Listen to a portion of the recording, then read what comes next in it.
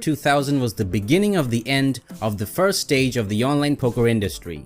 The first of the post-Paradise software sites, True Poker and Ultimate Bet, just opened for play money beta testing. They would open for real money in spring of 2001, and Party Poker and PokerStars came in the following months.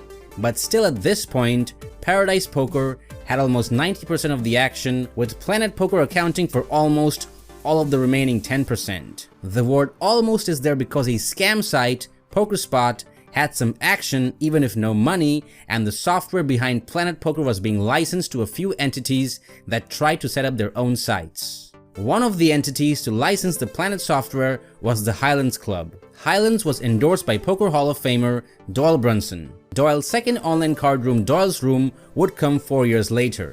Just after New Year's 2001, Doyle Brunson's friend Chip Reese was playing Heads Up on Highlands. Many people regarded Chip Reese as the best all-round poker player in the world at that time. When inducted, he was the youngest member of the Poker Hall of Fame, and the trophy that goes to the winner of the World Series of Poker $50,000 championship is called the David Chip Reese Memorial Trophy. So number one, playing Heads Up with Chip Reese would be a reckless idea for the vast majority of poker players, and number two, Chip did not suck at poker. After playing Limit Hold'em for a while against his opponent, let's say his name is Player X, Chip called Doyle to say something very fishy was going on. During their play, Player X never called Chip's bets on the river when Chip had a decent, strong winning hand, but always called or raised when Chip was bluffing.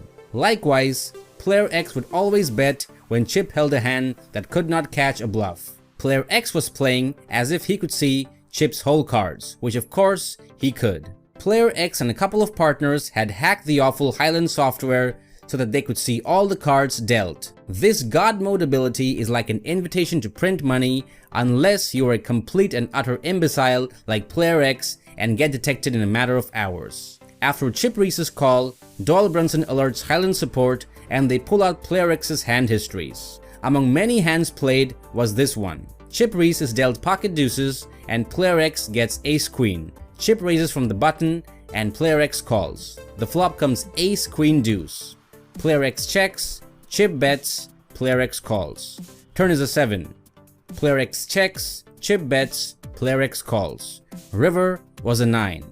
Player X checks, Chip bets, and Player X folds. Never before in the history of Heads Up Limit Texas Hold'em had ace queen been played like this on a flop like that. It would never happen unless you could see somebody else's cards. The irony is that it shouldn't happen even if you see the cards. As David Slansky and others pointed out at that time, only a moron would make their cheating this obvious. Like most cheaters, Player X was too greedy to sacrifice one short-term nickel for thousands in long-term profit.